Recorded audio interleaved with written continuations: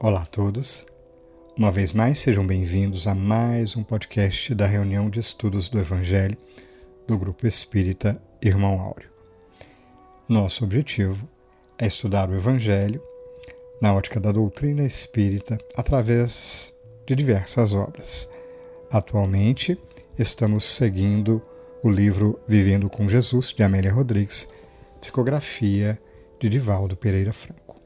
Hoje, no episódio de número 179, a Daniele preparou uma reflexão a respeito do capítulo 21 do referido livro, intitulado Reflexões Angustiantes. Não vou dar muito spoiler do conteúdo, vou deixar para a Daniele, que desenvolveu o tema muito bem, provocando-nos a diversas reflexões, né? E devo dizer que esse capítulo está muito tocante, né? A abordagem que ela utilizou, que aliás tem inspiração na obra magistral de Amélia Rodrigues, fala-nos muito do sentimento de amor do Cristo para com cada um de nós. Daqui a pouquinho estaremos juntos.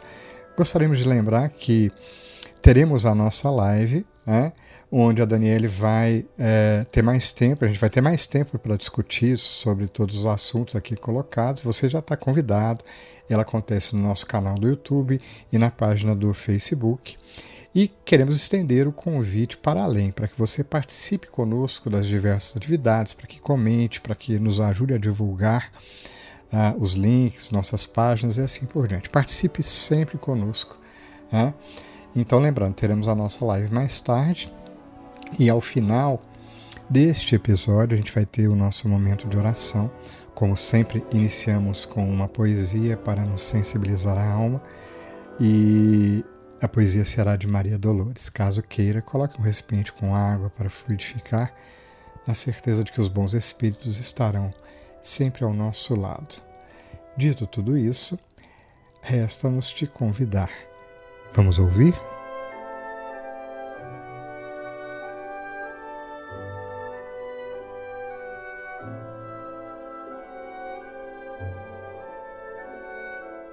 Olá, caro amigos do GEA. Neste dia, vim falar um pouquinho com vocês sobre o capítulo 21, intitulado Reflexões Angustiantes. Neste estudo, temos que confrontar em nossa mente a verdadeira ideia do que seria uma traição e pensarmos nas possibilidades que existiam para um desfecho que seria inevitável. Nós vamos falar nesse capítulo de Judas Iscariotes, um discípulo que, pelo que eu sei, não recebeu o título de santo de alguma coisa. Diferente, por exemplo, de São Judas Tadeu, mas isso é outra história. Será que a escolha de Cristo foi uma escolha ingênua? Amélia Rodrigues começa falando que no íntimo ele sabia que algo de inconcebível iria acontecer. E ele temia que fosse um instrumento desse horror. Ele venderia o amigo. E essa venda ocorreu mesmo, por 30 moedas. Moedas que foram posteriormente devolvidas, após o ato tido como insano. Bom, se tratou de um ato irracional, até mesmo para ele, que era um idealista, que era um sonhador e era tido como um dos mais inteligentes apóstolos de Jesus. Alguns sentimentos e valores acabavam por cegar o nosso personagem de hoje. Ele era um pouquinho diferente dos outros discípulos. Será que era mesmo? O questionamento possível de Judas nessa lição seria o porquê de Jesus estar tão tranquilo naquela situação. ele viu pessoas que Jesus tinha beneficiado acompanharem a sua crucificação com bastante ingratidão. E mesmo assim ele não entendia. Por que será que Jesus, com todo o domínio que ele tinha sobre as pessoas, com todo o conhecimento e os seus dizeres, continuava ali, esperando, compreendendo? Mas dentre desses apóstolos, principalmente então o que estamos falando nessa noite, todos esses sentimentos eram mais intensos, porque eles viam em Jesus um amigo. E Judas não era diferente. Ele também enxergava o mestre como um amigo. E às vezes, pessoal, nós erramos também com os nossos amigos. O problema é que esse erro foi pesado demais para Judas. E ele sentia tanto, porque parece que para Jesus não foi assim tão pesado. Talvez se Jesus tivesse tido a oportunidade de ter reclamado a ele, talvez a dor dele teria diminuído, não é? Mas não foi bem assim que aconteceu. Às vezes nós ficamos esperando os outros mostrarem os nossos erros, e quando a gente dá conta do que a gente fez, nós ficamos na esperança de que o outro então se revolte. Mas não. Jesus não se revoltou. Ele simplesmente perdoou. Judas sabia lidar com dinheiro e por isso talvez ele achava que tudo podia ser negociado. Mas naquela noite havia algo muito maior, algo que lhe fugia à capacidade de negociação. É mais ou menos igual à passagem do Evangelho. Ai do mundo por causa dos escândalos, pois é necessário que venham escândalos, mas ai do homem por quem o escândalo venha. O orgulho parecia ser parte dele, mas entre nós aqui, de quem não é? Ele era inteligente, se sentiu especial por ser um dos escolhidos. O problema é que Judas lembra muito a nós mesmos, nos nossos passos vacilantes, nas nossas tentativas de resolvermos tudo para todos, mas infelizmente ainda com a nossa visão limitada de todo o processo. E não podemos o julgar nesse instante, já que o mestre era aquele que o acalmava e ele era o refrigério para o seu temperamento, como diz Amélia nesse texto. A precipitação dos seus atos custara caro naquele dia. E dessa vez ele teria que lidar sozinho com os seus pensamentos. Ele também achava que Jesus queria comandar o mundo dos encarnados. E aí foi só um probleminha, gente? De interpretação. Já que o mundo de que Jesus falava, nós sabemos bem, não era um mundo terreno, mas sim era um mundo espiritual. E as riquezas eram inacabáveis nesse mundo. Mas essas riquezas, para a infelicidade de Judas, não eram feitas de metal, Mas o amor de Jesus era fiel e constante. Ele sabia do seu martírio. Ele é um espírito crístico, sabia muito bem de qual era a sua missão aqui na Terra. Mas não existe rancor nesses espíritos crísticos, e não existia também em Jesus. Amélia Rodrigues relata nesse texto o amor de Jesus por Judas, em uma parte bonita que parece demonstrar que a ida até Judas seria muito mais importante do que um evento de ressurreição. O acolhimento de um amigo, irmão perante Deus, em detrimento dessa exposição, da confirmação da vida após a morte. Isso ficaria para depois, como combinado, mas sem datas e detalhes estipulados, porque senão estaria ferindo aí o nosso livre-arbítrio, né? Seria então como combinado, mas um combinado que não segue datas, detalhes estipulados, porque senão isso causaria então um ferimento nas leis que nós conhecemos, dentre elas a de livre-arbítrio. Claro que Judas teve que passar pelos sofrimentos das nossas próprias faltas, pelas expiações das encarnações terrenas. Mas Jesus serviu para ele como um pai, que parecia dar atenção, né? Àquele filho mais problemático, por ter mais necessidades, que são necessidades momentâneas comparadas com a eternidade. Nesse texto, também é relatado outra encarnação desse espírito já redimido agora, como Joana d'Arc. E essa vida dele não foi muito diferente de vários outros nomes conhecidos a nós, da doutrina espírita, que posteriormente morreram pela causa. Alguns autores falam que essa é a história de um espírito iludido. Iludido pela facilidade terrena, pelo poder, pela necessidade de poder. E também não seria diferente, já que Jesus transmitia todo o seu poder magnético em todos aqueles que ele curava, em todas as palavras que ele falava.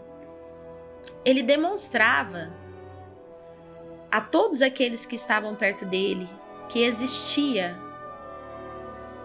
todo um poder de interação fluídica, magnética, que conseguia fazer todos que estavam ao seu redor se sentirem acolhidos, protegidos. E Judas pensou, por que não? Por que não pode, então, Cristo usar isso a seu favor? E assim, ele era considerado também imediatista. Ele tinha uma ótica distorcida da realidade. Ele tinha uma visão que era transitória. E foi justamente sob essa tônica que ele expôs o seu amigo celeste, por conta de sua ambição. Bom, existe um outro autor que comenta um pouquinho sobre essa história de Judas, sobre essa passagem, que fala o seguinte: na sequência dos anos, ele expiaria sua tenebrosa falta. Em entrevista que concede ao espírito irmão X, ele narra a sua trajetória de redenção. Depois de minha morte trágica, submergir-me em séculos de sofrimento expiatório da minha falta. Sofri horrores nas perseguições infligidas em Roma aos adeptos da doutrina de Jesus, e as minhas provas culminaram em uma fogueira inquisitorial, onde, imitando o mestre, fui traído, vendido e usurpado. Vítima da felonia e da traição, deixei na terra os derradeiros resquícios do meu crime na Europa do século XV.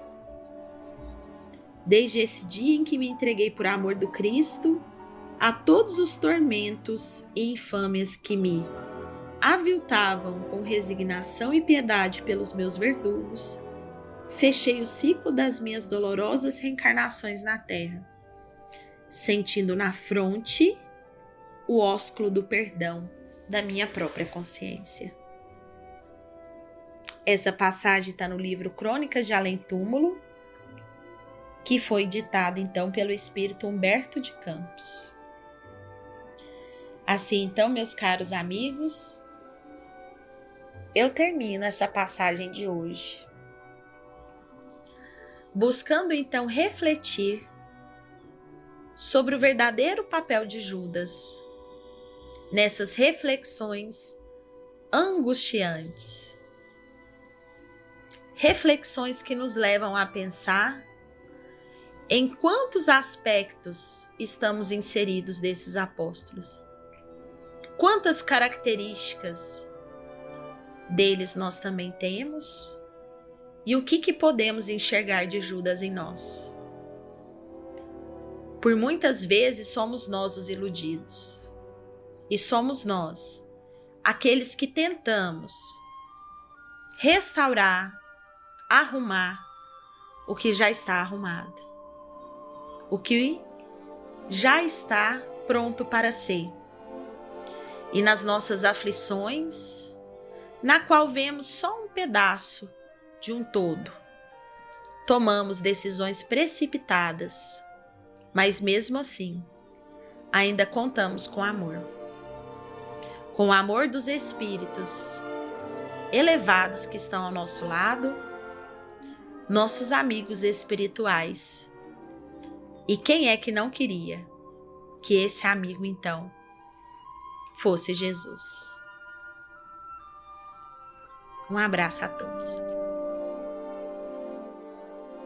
Em nosso momento de oração de hoje, iniciaremos com a poesia Ora e Prossegue, de Maria Dolores.